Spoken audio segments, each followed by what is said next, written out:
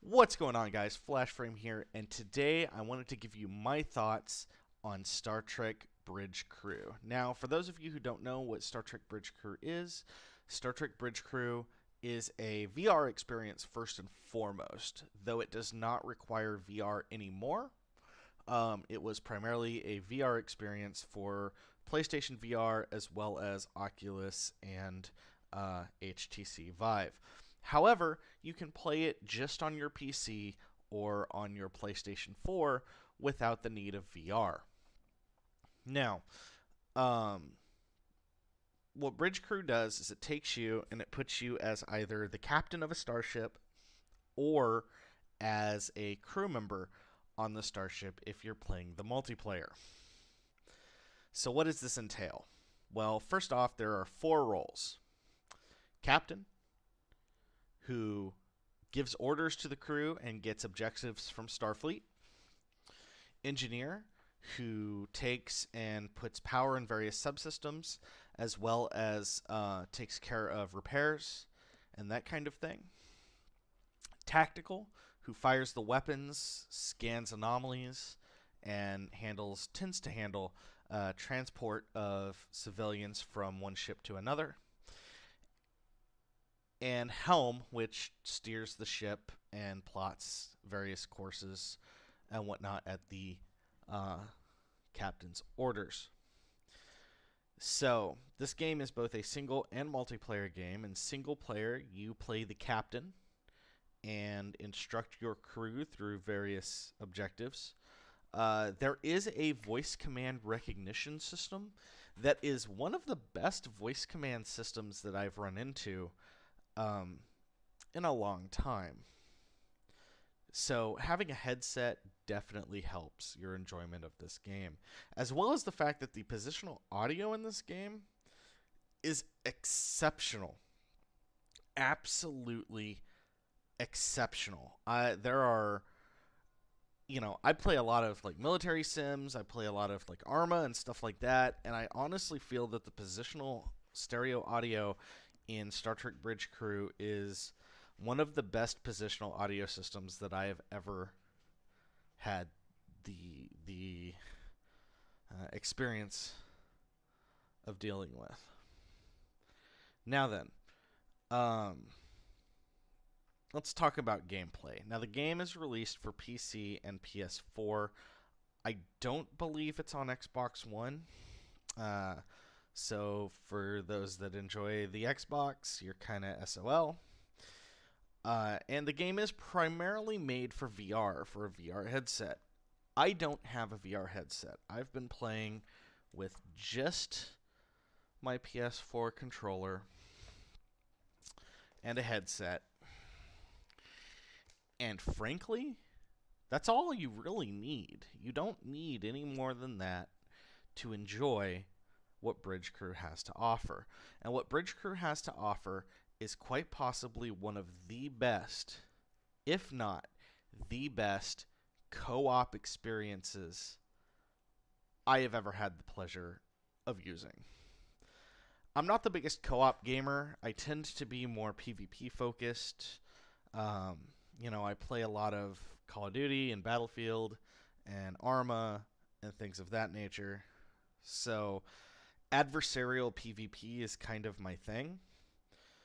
That's not. If there's one downfall to the game at the moment, it's that there is no PvP. All the missions are player versus environment missions um, that are somewhat randomly generated to give you a chance to explore this universe and to just kind of have fun with your friends. Now, I don't have very many personal friends that own this game. I bought this game because I'm a huge Trek head. I love Trek. Um, I can even find I know a lot of people don't like Discovery. There are even things in Discovery that I find redeemable. Um, I just really enjoy the setting of Star Trek.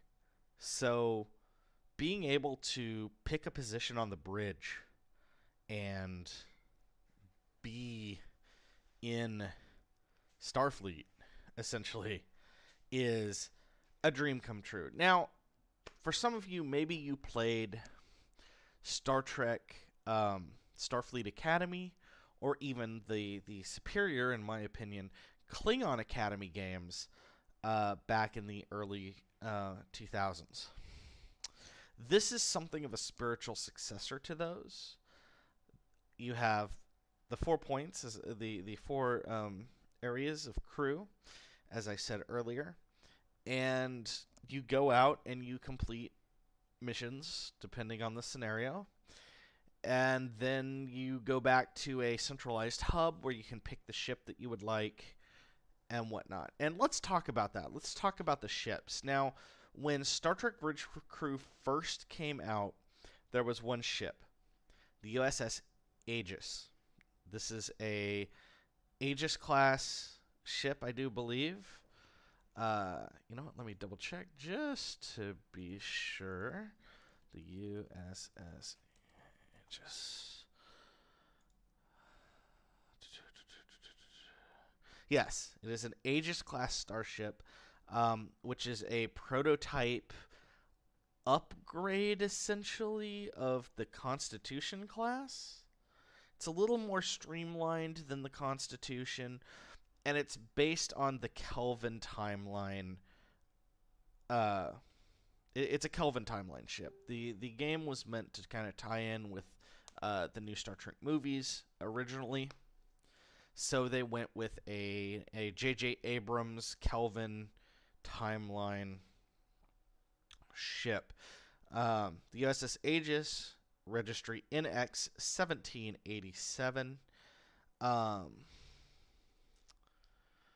It was launched in 2259 and was active as of 2261. You play the captain of this ship in the single player. In the multiplayer, you can pick whatever role you wish. Now, the Aegis is a little different than your typical Constitution class. It's a little more aimed at stealth. And that's one of the things where Bridge Crew shines. Of the 3 ships now that we have, each ship is slightly different than the other. And starting with the Aegis, it is more about stealth. It's more about adjusting your systems to compensate and try to hide and get around the enemy more than combat. Not that it's any slouch when it comes to combat at all, but it is just fine in a more stealthy role. So, that's the first ship you get. Now, its mechanics are a little different from each ship. Obviously, your panels that you're going to be using to control this ship are primarily holographic, as seen in the Kelvin timeline ships that we have seen so far. You've got holographic displays, and it's bright, and there's lens flare, and like that is what you get with the Aegis. So if you really, really like the JJ verse,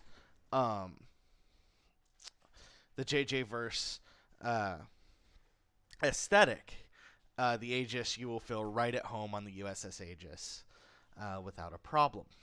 The second ship, which was the first free DLC given to players, was the original NCC 1701 Constitution class. Obviously, the original Enterprise, the base Constitution that we all know and love from the original series. Now, this ship is considered the hardest ship in the game. The reason for that is the bridge of this ship is a 1-to-1 recreation of the bridge from the television show, which means when you get into game, you are looking at colored Jolly Ranchers all over everything. It's all multicolored buttons with no labels. And just about every button does something. Now, It's not so bad. You do have a help overlay that you can activate that will let you know, hey, this is what this button does, this is what this button does, and you can bring up that overlay and very easily just leave it up while you're playing to be able to access everything without a problem. Everything on that ship is analog. You must cycle targets via a button. You can't just reach out and touch it on a touch screen. There are no touch screens. It is very much the 1960s assumption of the future that everything would be button-based and everything's clicky and analog. As well, engineering is stuck facing a wall along the backside of the ship. And then helm and tactical are facing forward, with the captain just behind them. Now, if you are a TOS nerd, you will love everything about this ship. All the sounds are correct. Everything feels as though it is right out of the original series.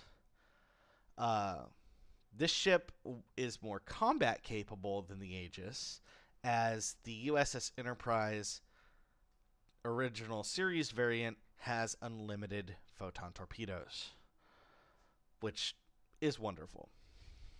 Now, most recently, the Next Generation DLC dropped for Bridge Crew. The Next Generation DLC gives you access to the USS Enterprise 1701D, the famous Galaxy-class starship that we followed throughout the entirety of the Next Generation. And we have access to that ship. Now, that ship comes with beautiful LCARS panels everywhere. All of your controls are LCARS based. So if you are a TNG nerd, it is right up your alley. As someone who grew up on the Next Generation, let me tell you, this was amazing getting in, and the sounds, just everything is right on with the Enterprise D. As engineering, the big change that comes here is that as engineering, you can route crews to different areas of the ship to bolster different effects. For instance, if you have a tactical crew member sitting in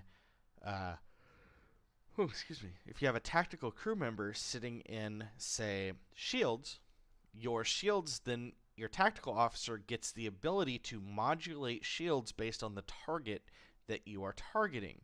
So if you're up against a, say, Romulan Diedrich's class warbird, your tactical officer can hit modulate shields. Your shields will modulate their frequency to be more difficult for that Diedrich's class ship to impact, thus making you a tougher opponent overall. You can put science crew into the computer core and reinforce your hull. You can put science crew into sensors and increase your scanning speed, as well as the ability to detect cloaked ships, things of that nature. So, but not only that, as engineering, you have to send crews to the different parts of the ship to repair the ship should you come under heavy attack, while also doing your typical routing power, readying warp engines, all of that. Tactical hasn't really changed, nor has piloting or captaining in the TNG mode. So, what do I think of this game? Well, if you haven't figured it out already, I absolutely love Star Trek Bridge Crew. I picked this up. It was on sale on the PlayStation Network recently for about 25 euros. And it was worth it. It was worth every penny. Absolutely every penny. Just being able to go and get with a bunch of people that share your passion for Trek and do a few missions is amazing. So, are there some jerks on there? Yeah, but that's typical online gaming. Don't let that bother you. Overall, you will find great people who are a lot of fun to play with. So, do I recommend Star Trek Bridge Crew? 100%. Are there issues with the game? Yes. Sometimes interfaces break. Sometimes it can be a bit confusing as to what you're supposed to be doing. But once you overcome those shortcomings, the game really opens up and really becomes its own. So, thanks a lot, guys, for watching the video. I hope you enjoyed it. I'm going to give you guys a buy it if you haven't for this game. I really, really would like more people to play and experience this game for themselves. So, thanks for watching the video, guys, and I'll see you in the next one. Later.